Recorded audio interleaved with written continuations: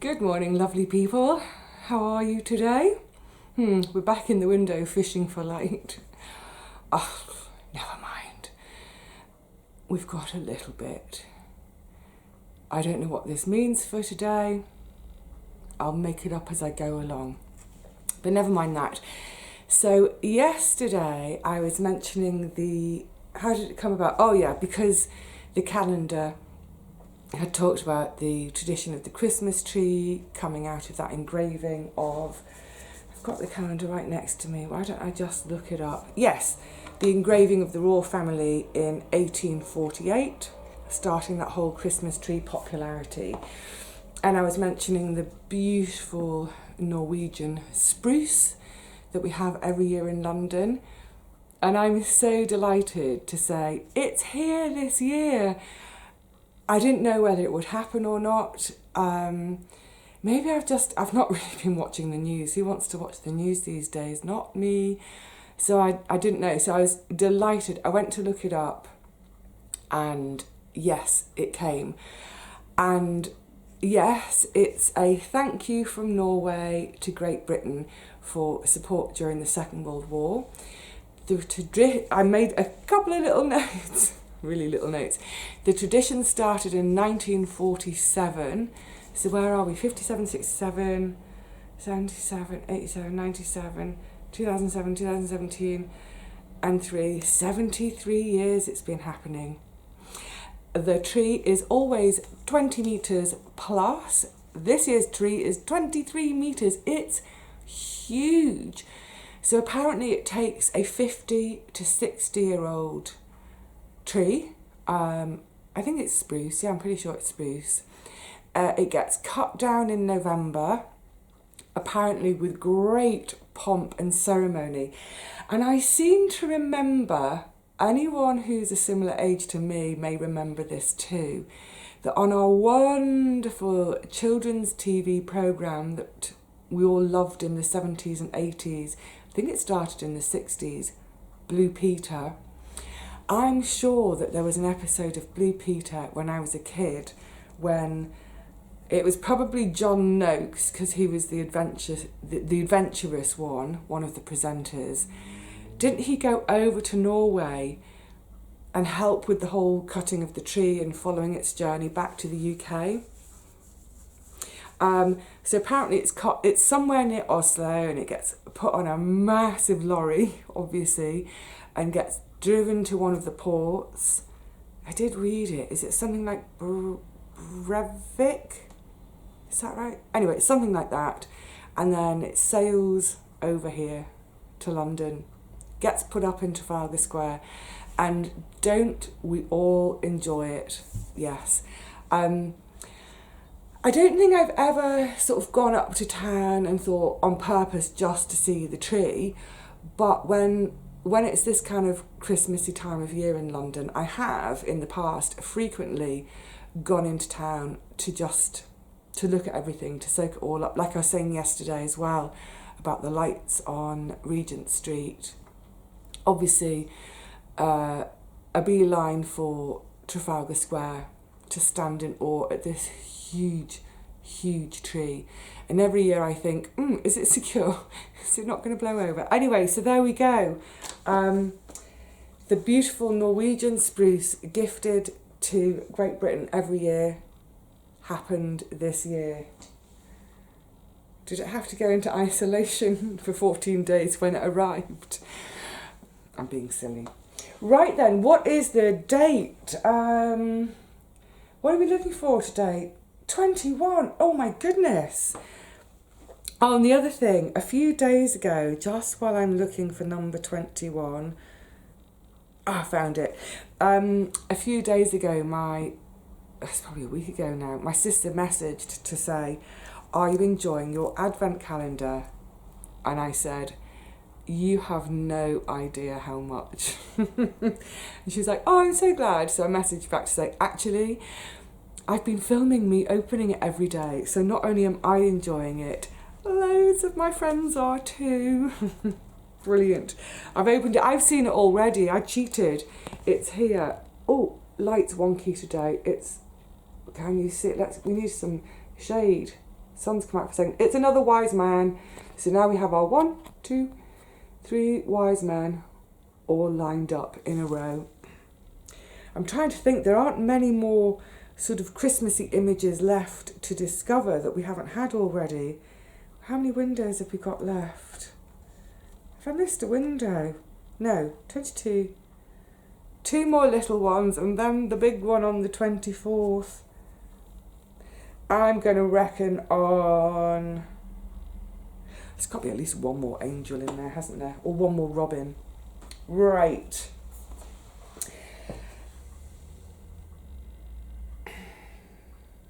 What am I looking for? Oh, there it is. And it's straddling the book, For Whom the Jingle Bells Toll. Oh, I've just noticed as well, obviously, For Whom the Bell Tolls is Ernest Hemingway. In really tiny writing it says, Ernest Winterway. Bit tenuous. I kind of like them when they're tenuous. I like the effort. Right then, are you sitting comfortably? Then we'll begin. Oh my goodness, Listen to Mother. That's another ancient one, isn't it? I don't really remember it. Vague. I remember Andy Pandy and Bill and Ben. I was going to say, what were they called? Flubberdob. I don't remember the Wooden Tops. I don't remember Pogle's Wood, all these others that folks seem to mention from time to time. If they were on ITV, we wouldn't have watched them because we were only allowed the BBC. Right. According to the Oxford English Dictionary, the first known reference to Christmas presents appears in a 1663 entry in the Diary of Samuel Pepys. Oh, good old Samuel Pepys. Have any of you read the diaries? I mean, it's a huge work. 20 plus volumes, massive. I read the condensed one, which was, it's really thick and on fine paper. I don't know what prompted me to read it, but I did. Fascinating. Obviously, a lot of us are probably really familiar with parts of his diary, at least, with his sort of reflections on what was going on with the plague and with the Great Fire. He always finishes each diary entry with, "And so to bed." I love that. That's massively stuck in my head. Gosh, I must have read the diaries in my 20s. So sort of 25, maybe even 30 years ago. But that has always stuck.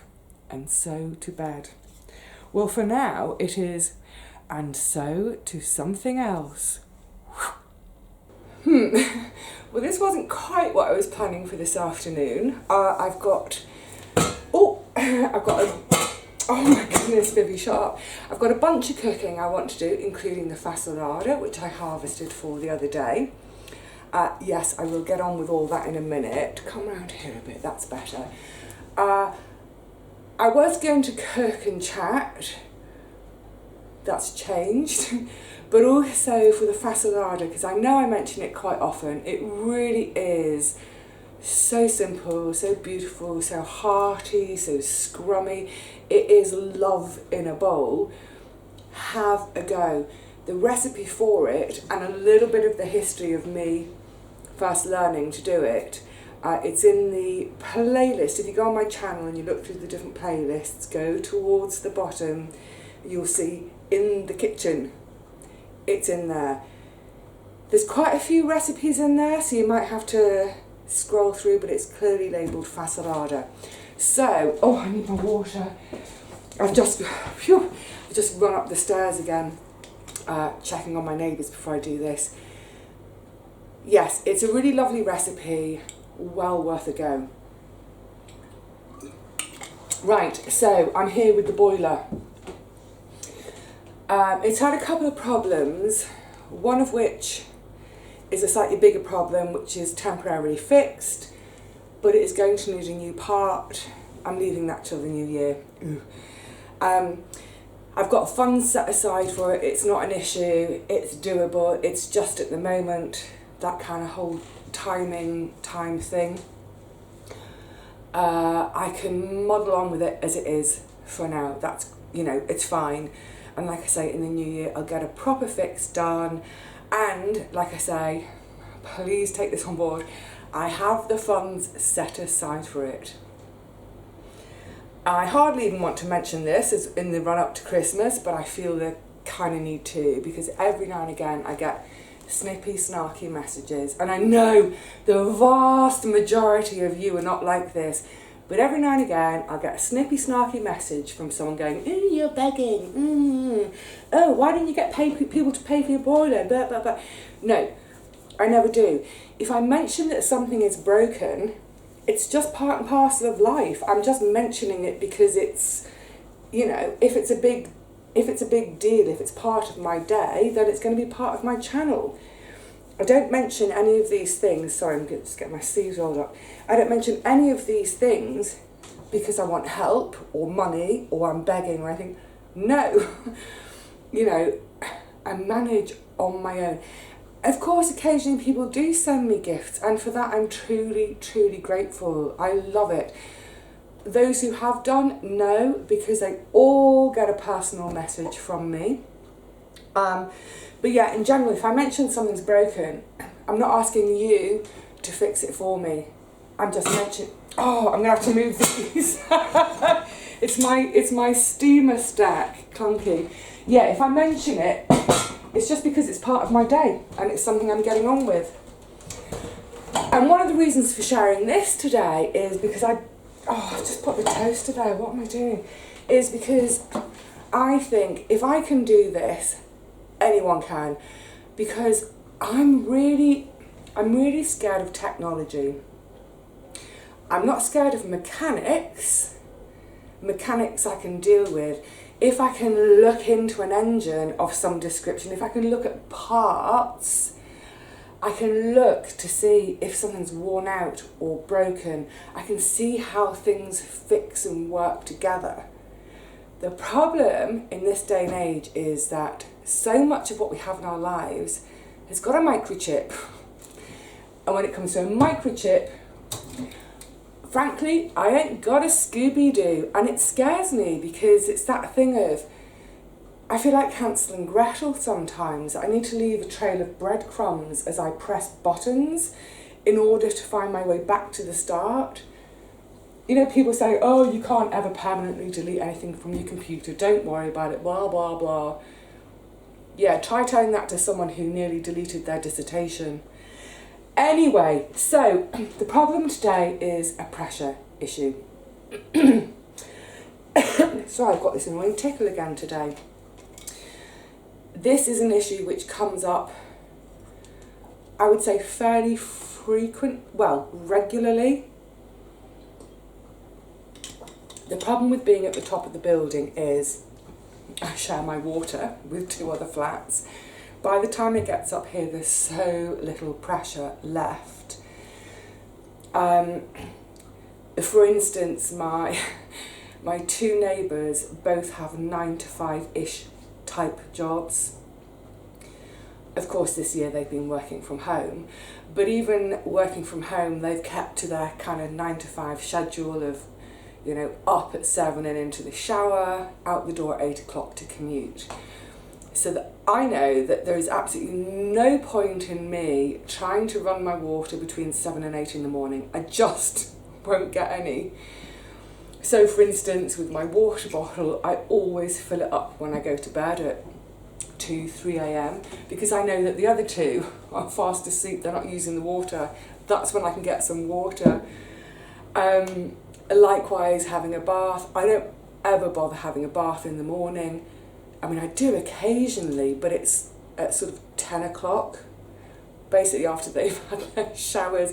It's crazy, isn't it? You'd think in this day and age that we could sort out the water pressure. Anyway, so that's my permanent issue here, and it sometimes affects my boiler. Now, that's grubby. Honestly, I need to do a major deep clean of the whole flat, but frankly, life's too short and there's always more fun to be had elsewhere. So, in the last 6 months or so, this has happened a couple of times, and I have a fantastic boilerman who I would almost count as a friend now. We know everything about each other's families. Yeah, we chat. Also, over the years, because he's been my boiler man for basically the last 20 years, he's seen me at it on my boiler. He's overseen me doing things, so he trusts me to do things on my own. So the last 2 times with the pressure, this is a newish boiler, he's been on the phone to me, so I'm sort of holding the phone pretty much where you are, because it only reaches there, and doing things. And the last time it happened, which was last week, I wrote the instructions down. The reason I'm mentioning the instructions is because there's a little panel here, which I know you can't see, but it's like a sort of little computerised display. And I have to press certain buttons and do. My old system was so much easier. Open my taps. So, I'm going to have a go at this today without my man on the phone to me. Let's see how we get on. Because one of the problems with, obviously when the pressure drops, it just doesn't kick in. So that means no heat, no hot water. It's not broken. It's not a broken thing. The fan thing is a broken thing. But the pressure thing, it's not a broken thing. Can I say that any more times? It's not a broken thing. It just needs to be adjusted. So, according to my notes, I'm going to press Eco and hold until AO appears. I'm pressing and holding. At the moment it just says, okay, 47 degrees, I don't know what that means. AO, good. Oh no, it's gone. Did I need to hold it a bit longer? Oh no, it says AO. Just going to hold it again. Oh no, I don't want that. Reset. He's going to be cross with me if he finds out what I've done. Oh no, tap plus, press until you get A2, A3, A4, A5, A6. Press individually to get to A6. Done. Right, number 3, blue tap first. It's the front taps, the ones that are at 90 degrees to the pipes when resting. Blue tap first, open it. Done. Okay, so this is what we've got. I've got 1.1 bar of pressure. I need a minimum 1.2. So it's not that low, but it's low enough for it to stop. So then it says, the black one gently, open the black one gently until I get 1.2. Oh, that was a bit rushed, Vivi. 1.1, 1.1. Now in the past, when I've done this over the phone with Mel, it has taken sort of 10-15 minutes. Obviously, if it's going to take 10-15 minutes today, I'm not going to keep you here waiting. But like I say, this is more to sort of share, to encourage any of you who are nervous to have a go. Obviously, don't have a go if you don't know what you're doing. You know, this is gas, it's plumbing. Do not muck around with them if you don't know what you're doing. But if you can have, if it's something common like a pressure thing, and you have an expert show you the first time, make your notes, do your step-by-step notes, photograph each stage, maybe, even. I'm quite visual. I think photographs would have helped me. It's still on 1.1. But yeah, get someone to take you through it the first time. But then after that, you know, do it yourself. Save yourself a call-out fee. I'm going to have to say, with my guy Mel, the couple of times that we've done it in the last 6 months and we've done it on the phone, he doesn't charge me. He's a really cool guy. I'm so lucky. But I can imagine loads of people being charged Yeah, they charge a call-out fee, then they charge an hourly rate. So even if it takes 5 minutes, you pay for a full hour. Oh, there we go. We're there. So then I turn this one 1.2. So then I turn that one back to 90. And that one back to 90. Now what I don't know,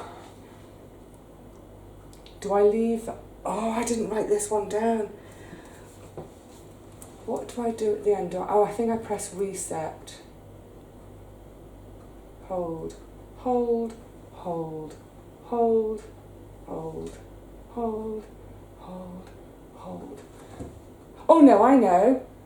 Last time we ran the hot tap. Hang on a sec, let's run the hot tap. And let's hear, does it kick in? It's kicked in.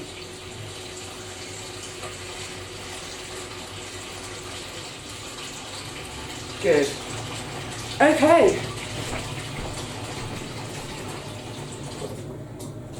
Yeah, it's that frugal thing, isn't it? That, why is it still saying flashing A6? What do I need to do? I think I need to press one more button.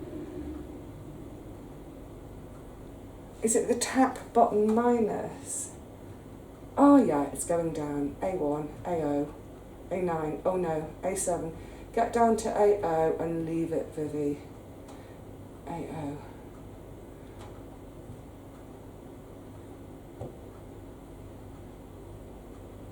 Oh no, A1, it's gone to A0. Yes, so have a go.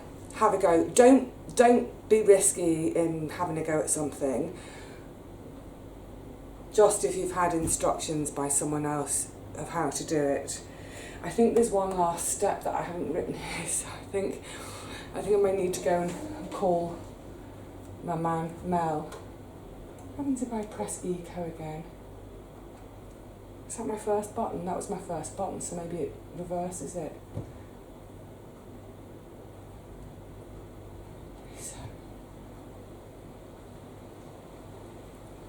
Oh, here comes another load of rain. Yeah, I'll give Mel a quick call because it's still flashing 80 and it doesn't normally do that. But yay, hot water again, pressure again. And now I'm going to go down and visit my neighbours and say, can you two stop having a shower at the same time? So it really scuppers things for me. Oh, I want to show you out of the window for a second. Yeah, hang on, let's have a turn around. Shuffle you a little bit. I think this rain, it may be passing through. Let's open that window a bit more. But look, it's 2:30 in the afternoon. Can you get a sense of how it's pretty gloomy out there, isn't it? Let's just show you can see our new bit of roof, how it's all puddling. I'm going to see if I can just hoik you up a little bit, because I don't think I ever show you. We might get a little bit wet on the way. My view this way. I know some of you like my views of chimney pots and roof lines. And all the way over there, you can't actually see it today. Up there is Black Heath, which is, God love 'em, that's where so many of the bodies from the plague were taken. It's normally a fantastic view, but obviously on a drizzling day like this, yeah, it's not much, is it? My neighbours. Oh, look at that dark sky against the chimney stacks. Oh, rain, go away. Come back in, oh, I don't know, maybe about 6 weeks' time. No, 4 weeks' time. We'll need water in within 4 weeks, but can you just go away now and let us all get on with our gardens? that little bit of brightness in the distance. It'll not come to much. Right then, I think I'm going to love you and leave you. Give Mel a call to see how I can get rid of AO on my little boiler readout, so I can make sure I'm cosy and safe for a tucked up evening, ignoring this sky. Alright my lovelies, I will see you tomorrow for another window. Maybe a bit of brightness by then, who knows.